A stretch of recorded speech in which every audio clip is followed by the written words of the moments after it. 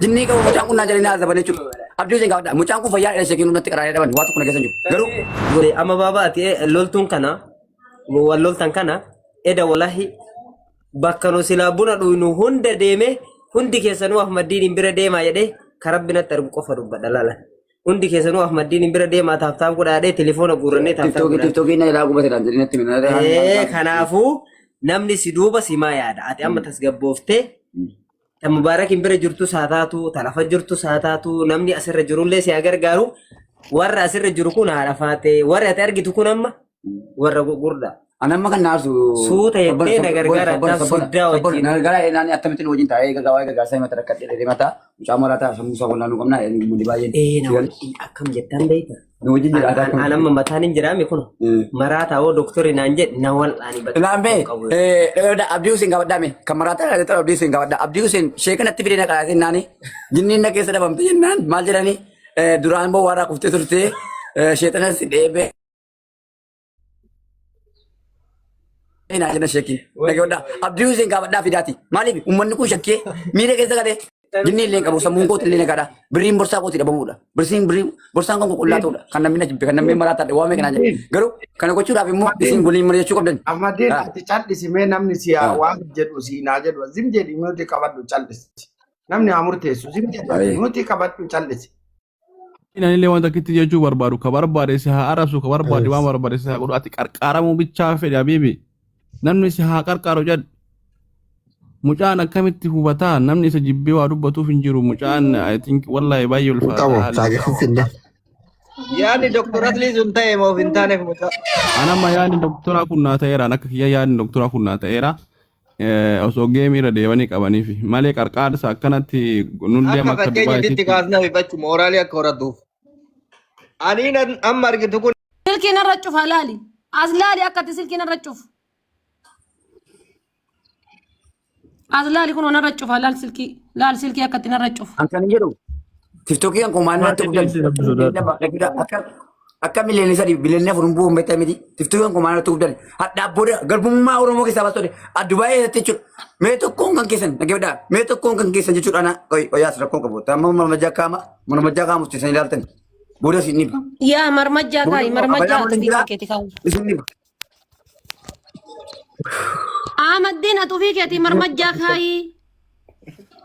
Amma uummata keenya sheekuraatti firiitti uummata keenya sheekuraatti hundi keessan dhageeffadhaa reedii ati ilmoo namaati si galee soddaadhaas ilmoo namaatis dhiisa adara dhiisa itti bataatan dhiisa akkaawuntii illee namni ani ofii kooti rakkoon jira haati faatti illee akka qoosaatti ilaalaa jirti. wallahi Dhiisaa irratti qoosinaa adara. ijoollee baay'ee miti dhageeffadhu Ahmadiin biyya kanatti namni akkaawuntii baafachuu hin danda'u maaliif gallee deebii waan hin dandeenyeef. Reedii. Wallahi reediin akkaawuntiin qabu dhugama ramadaani.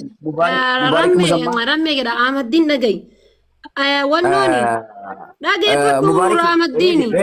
Reedii soddaadha miti isin reedii gama nagee dhufuu hin danda'u maaliif ijeella reedii waan sitti mana geeffadhu soddaadha si galee soddaadha.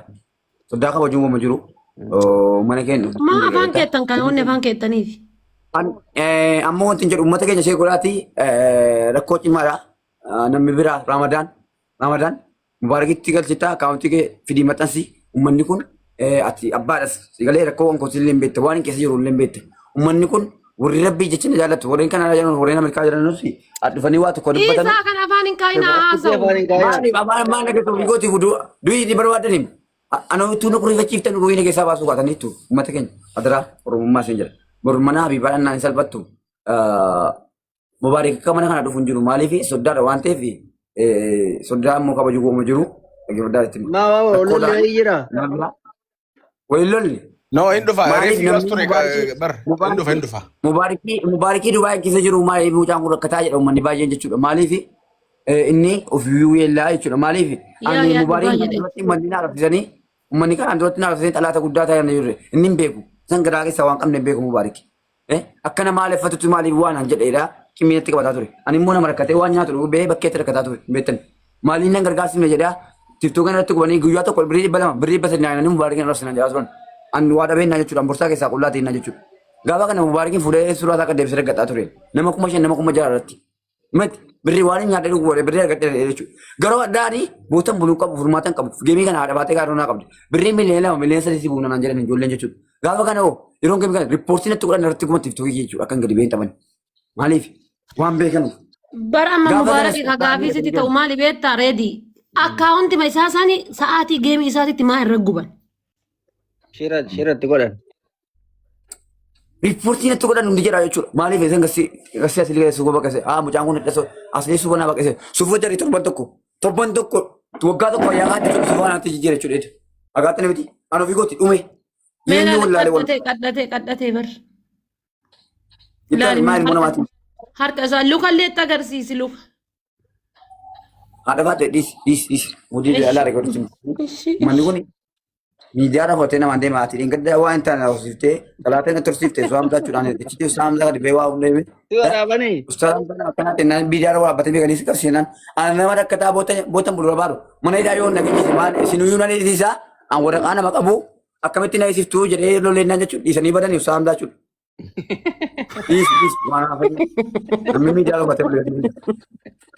Kanaafuu hundi keessa ishee godhaati. Waliin dhugatina ofii kootiif koo keessa jira dhungoo keessa jiru. Ediisi maanoon tusisinati. Arafaatee maanoon tusisin furmaata kaa'eef yookaan akkaawuntii hankee maxxanse akkaawuntii hankee irraa gargaara. Dhungatina isumaayyuu namni dhiiraa akkamitti isa dhungattan. Warri amma dhungataa jirtan kun dhiisa waan afaan kaa'artan kan afaan hin kaa'ina. Haadha faate adiraa ilmoo keetti adiraa jireenya keetti hin qoosin. Kan dhungatan shamarran dhungatina nan dhungatina.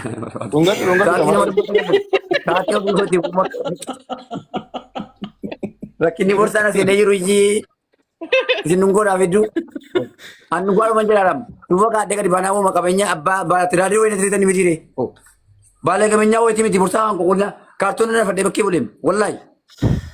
Ahmaddiin macarrashaa boorsaa keetti agarsiisee abbaan barbaade si haa gargaaru ka barbaade haa dhiisu agarsiisi. Haadha faate. Uummanni waan ati boorsaa keessa waa qabdisiisee haa bar. Maali doolaara 500 shakalta keessa jiramoo? Laa hin baafne doolaara. Doolaarri bara Mubaarakiin bara jira bara akkaawuntii waa tokko biraan fuudhee silkii biratti dhiisee bee bara Mubaarakiis kan jira wanti hasan tokko jiru. Doolaara maaliif boosii Habibi doolaarri waa tokko wanti waa. Doolaara 500 jiru dhageedha. Diraama kuma ta'u. Ahmaddiin akkaawuntiin kanaa meeqa dhigee mittiin taphatte? Kanaa miti. Wallaa kana akkaawuntiin. Akkaawuntiin kana maa akkaawuntiin kana inni amma wanno irraa bar moobaayilii wannoo biratti dhiisee dhufee Mubaarakiin Amma dhageeffata akkaawuntii haa fidu Ramadaan akka Ramadaan fidu gaafii si gaafadha. Edaati maaliif of ajjeesuudhaaf fiide? Baara wallaalee malee tuwee baara itti agarsiisanii baaratti dhabamee irra yoon wallaahi dhugaa Maaliif sababni maali? gaara jiruun kun nagaa jedhanii maaliif Oromiyaadhaaf seenaa galmeesseera jiruun biyya duniyaa kun illee nagaa jedhan ture maaliif uummanni Oromoo illee boonseera seenaa illee galmeesseera garuu uummanni miliyoona 2 miliyoona 3 godhanii mataa nabananii akka maraadhuuf akka rakkoo keessa galuuf sobanii dubbattan fikifatanii miliyoona 2 miliyoona 3 lafa keenya jedhanii maal jedhanii gaafa inni gadi bee dhaggeeffadhutti hima gaafa gadi bee dhengadda jechuudha raayyaattis biyyaan ture jedhu obboleessi keenya ajjeesitee biyyaa baatee naan jedhan uummanni hedduu jechuudha akka jaa'ina keekaa turan kottaan akkas soraraa natti kanatu waan jedheen an nama biyya kootti wareegame malee nama Oromoo ajjeesuudhaaf biyyaa bee dhaabbatee miti daangaa ofiitis gochuudhaaf nama biyyaa wareegame waan akkasiitiin na jala deemtanii na soraraa naadhe nama meeqaan walirraa ture jechuudha bakkeetti jechuudha namummaa kootti rakkate hin jiru namummaa kootti siqaa argin jiru nyaatu nyaata maaliin natti tola obboleessi kee ofiikuu rakkinni nyaatan didini gowwa nyaatu. Paaworii akkamitti Garee kubaara wallaahi. Agam maasofte kana nutti naasofte yoo nyaata nyaate. Nyaata haasa'i. Gajjeedhi Maali nyaata haadha baate jireenya maali jedhe gaa jiruun biyya duniyaa kan wallaahi laasim ni gaa. Birri inni kuudhamti birri inni nyaata yoo nyaanne ani tasmaamma nyaata yoo nyaanne gargaarsa waa illee siin guuruu hin danda'u ani maaliif jennaan nama jirutti guurama. Kun reetiin sitti aare soddaan namatti aaruun sheemiidha kanaafuu nyaadhu. Guddaa miti isin akkanatti qal'aduu isin natti kolfuu uummanni Oromoo masamni guddaan maal jedhu si yaada faate. Warri koomentii amaluma isaati callisaniituma faallaa nama deemuu jaalatan. Gaafa xixiqqee qofa sii deebitanii si ijaara uummanni koomentii kun. Andu'een asii daalaa barbaadani Oromoo. Yaa akkas barbaadan ati akkasii godhin kaa banaan godhiniif nyaadhu. Let's go. Ina sofna akkasii hin mari'annaan akkam akka Bakki inni dhiiraa iyyiitii awwaatti dhugaa awwaatti qabee du'am. Isin galee. Miidiyaa fuuldura Eessatti mataa beektu dhaabatanii xiyyitii boo. jarri hin beektu waa'ee xiyyitii minamina kana dhiisi jala. Hin beekan jarri waan akkana. Anganda gadaatti anganda namaa tokko tuqee fammanne bootaa namaa tokko tunne amantii namaa tokko hin kenne rakkinaan qofa hawaasa oromootti falmadhee rabbi sagalee laata innaan jechuudha. Sagaleen kan koo beekamtii dhabee innaan as ga'e uummata namaa natti fayyadame malee tun beekamtiin koo kanatti fayyuu fayyadame Dubaay keessatti abbaan qabeenyaa abbaa warraa abbaa lasuu kenna nam abbaan qabeenyaa nam garuu uummanni kun na kuffisuudhaan natti yaa jira kufaati kootti maa natti gammadu mee maal keessa argattu kan na aarsu kanaaf kan ibiddee na baasu wallaa jettanii maa natti oolchani ilmi namaa gamoo jechuudha sammuun gargar. Warri suufa birrii suufa akkamii bitate jettan suufa asli bitee fi kaayiroo irraa. Uummata keenya dhaggeeffadhaati hundi keessa nu dhaggeeffadhaa. Dhiisaa warri waa obaastan inni dhuguun barbaadu dhiisaa. Ilaammee. Nyaata nyaachaa jiru isin bishaan obaaftanii asiira juusii. Uummata keenya dhaggeeffadhaa haadha faatee kaaroo waan sitti mana dhaggeeffadhutti ma. Warra baala goota booda hin taane dhaabbatu hiriyaadhuma jiraatee wajjin dhaqanii dhaabbatan boota akkasii jirgata quban qabu sinumayyuu guyyaa tokkotti qofa jechuudha. Dhiisaa mee haasa'u jira natti qoosinaati maal taatan? Natti hin kaa'inaa waa tokko fiddanii. Haadha faate ittiin Ramadaan hin bu'ee Ramadaan. Ramadaan jirti. Ililii darba. Shira xaxanii buusanii laali shira xaxanii buusanii. Ayyee Ramadaan akkaawuntii fidi. Ramadaan akkaawuntii fiduu waan uummanni Oromoo. Obboleessoo ati nyaata nyaadhu kaa yaa ilaaha illallah. Nyaata nyaadhu nuti rakkoo qabu Ramadaaniin gaafannaa agasii hin mari'annaa akkamitti mucaa kana tiriit goonaa akkamitti suuqiitti bannaa akkamitti makiinaa jedhu binnaa fi jedhu mari'annaa. Maa kaameraa irratti cuftan? Kaameraa irratti maa cufta warri madireetara banadha biibeet. Maal tura cufe? Banat. Abdiitu irratti cufe. Banadha. Ani Abdii Muktar mucaara shiran xaxiin as keessa teettee. la ani isa wajji bu'aa jira baran gamma. Mubaarik garuu haadha isaatii maaliif bareedne masaa kana? Reefu waan dhufu. Maal beekanii maazar jechuun bar haati namaa haadha namaati akkami badda? እንግዲህ የምትፈልገው ሰው ካለ እኔን ማስወረድ ትችላለሽ። jechuun namnummaan nyaata nyaadhu ati haganni reedi haganni nyaata nyaatutti nyaataa jira. Mucaa kana akkam goonaa? Abbaan nu as jira mee haati qabe.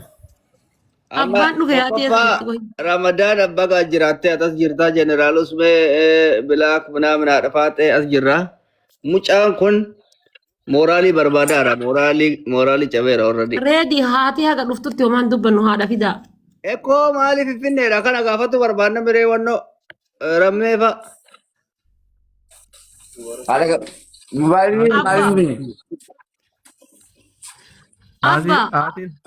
Aatiin rafaartii.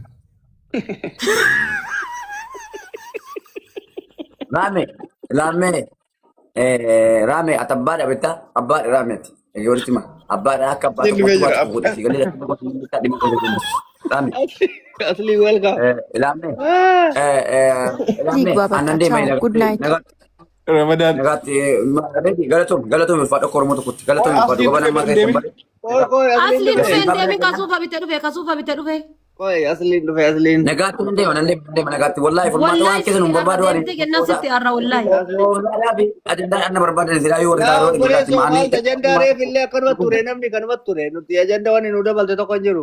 Fuddii gobaa kana nyaadhee jechuudha bakkee taa'ee jechuudha isin ilmoo namaati barandaan jira edda barandaan bulee biyya qotta barandaan deebi'u. Filimpiidhaan sumuridhaan fudhatee olii gadi deemee mastookaa jechuudha gadaatti maa olii gadinaan rorroqaa ture hundi jechuudha hundi isaayyuu namni nama nama dhaabbate jiru biree miidhagee wanta akkasii hima dhaga'i asliin dhufe jedhi kakadeessa suufa bitee. Anaan maaliin natti qalladdu ilmoo namaati garuu maaliin natti qalladdu jedha malee. Dhaggeeffatu waan sitti malaali asliin dhufeeti tokkoffaa asliin dhufe lammaffaa ammoo nyaata keenyaan. Wayinii bannaati nyaata kana nyaata kana. Ramme mubeerin rafee jedhe akka nuti hin kolfine mubeerin rafee. Mee mubaarak Dhaggeeffadhu Ahmadiin. Mubaarak reedi al tokko faan jedhamaa qabi. Qalladuu maaltu fide reedi. Haati rafaa. Qalladuu maaltu fide kolfuu maaltu fide sigalee. Utuu waan nama biraa wayiteetiin kolfitanii akka nama amantan hin kolfitanii. Hadhee yookiin horaa hadhee yookiin baalaatti galee yookiin oomidhee hadhee nyutti hin gubatu. Reeffa biyya galchuudhaaf bireetti hin gurachuudhaaf hunda keessatti qabsaa'anii jiran jechuudha. Filmasii Jimmaa keessaa ta'e Arsii keessaa ta'e Wallagga keessaa ta'e hundinuu jechuudha. Reeffaan kun bireetti galchuu akkasii banan hundi siyyuu gadi baate jechuudha. Hadha immoo gaafanii kunumaa tokko miliyoona 2 miliyoona 3 gurguranii tiktookiin irratti gubani. Mubaarak asumaan screenshot godhatee akka namni nan gargaara akka namni waa tokko hin dubbanne fidee miidhaatti mul'ata jechuudha. Amma namni support na godhe. Garuu ani uummata Oromootiif seenaan galmeesse biyyattis illee jechuudha. Wanti Oromootti dura hin jiru wanti Oromoo hojjeesse illee hin jiru. Ifuma na waati. Oromootti hin bareede malee Oromootti na jenne. Sidaan Oromoo yoo kee dhaabachuun erga makalakkiyaan dhaabbatee erga biyyi kun hoogganamtee erga biyyi kun boontiitti eegan suuda rabiyaa galeen iyyuu tokkoffaa kan shanee ta'e baddaatti hidhatee galu ana ture. Siigalee hasaasiyyaan na fite darrame ilaala qaama koo. Argattee miti qaama koo. Hasaasiyyaan na fite jechuudha jibsiin koo. Argattee miti kan. Asafiyyaan jibsii kiyya hunda na fite jechuudha. Dirramee dhume.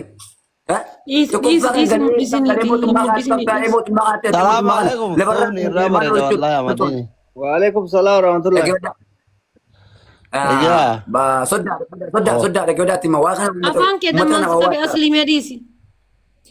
Sodaa al tokko uummata kana waasara. Asaasiyyaan na fitee waggaa tokko hojii tokko suura rabiyaatti jiddatti hidhamee darramee gale. Mana maatii yaadee jaaree ofii jaaladha jechuudha. Gaafa kana makalakkiyaan jammaree hojii mootummaa kana hogguun ilaalu hojiin isaa kun natti tole na boossi maaliif tokkoffaa kan hidhatee lolan makalakkiyaan kana hogguun deemu wayii Oromoo lafarraa xaraguu miti daangaa biyyaatti Tigiree lola Tigireetti loogoo Oromoo walitti baran jechuudha. Attamitti Tigireenii faannoo Oromootti boolaati binaamini kana yeroo nasabu bee dhadhee dhaabbataa ture akka biyya tokkotti jechuudha. Gaafa kana maatiin kiyya boonee maraatan gara kutteedhaan nama hin qaban. Mana kuma dhibba torba bitu kuma dhibba afurtuu guyyaa Dubaayeen keessa dhufe dalaalee fi bakkeetti nagatti. An bu'aan bayita hojii tokko hin qaban waggaa tokko fayyaa saantima tokko borsaadhaan qabu waan kiraa manaa kaffaladhu hin qabu waan nyaadhee dhuguu hin qabu. Ayitii cabsa nyaadhaa uummanni Oromoo jechuudha. Si bira dhaabbannee miliyoona lama miliyoona sadii siguunee suuqii tokko si bira Makalaakaa giddin si oofammoo fedha keetti deemte sodda jechuun gaafa dhiifama. Fedhiidhaan hin deeme hojii mootummaa na boosee naan fedhiidhaan deeme erga suura rabiyaa galee hojii mootummaa na boosee naan itti deeme fedhiidhaan hin deeme. Namoonni jala kanaa kolfaa jechuun amaddiin jechuun soddaa biyya. Warri biyya hambaa immoo jechuudha dhagee odaatti badhiifama na gaafa uummanni miidiyaadhaa dhufee gaafa uummanni miidiyaadhaa kurfatu uummanni nama ajjeesaadhu uummanni nama roorrisaadhu minaamini ho'isaa warra biyya keessaa qabaadhaame akkaataa itti biyyi jiru akkaataa jireenya biyyaa garuu uummanni biyyaa naa dhukkubsatu baay'ee meettanii himmasin naa dhukkubsatu utuu amma biyyatti galee nama na simatu nama dhiisu hin beettanu siin wallaahi laazim garuu Dubaayeen keessatti obboleessa tokko hin qabu haalii tokko hin qabu Mubaarak Musammaa asilii kana haadha baatee kana yeroo baay'ee na wajjin hin qabu yeroo baay'ee na wajjin rakkatu jechuudha kanaafuu.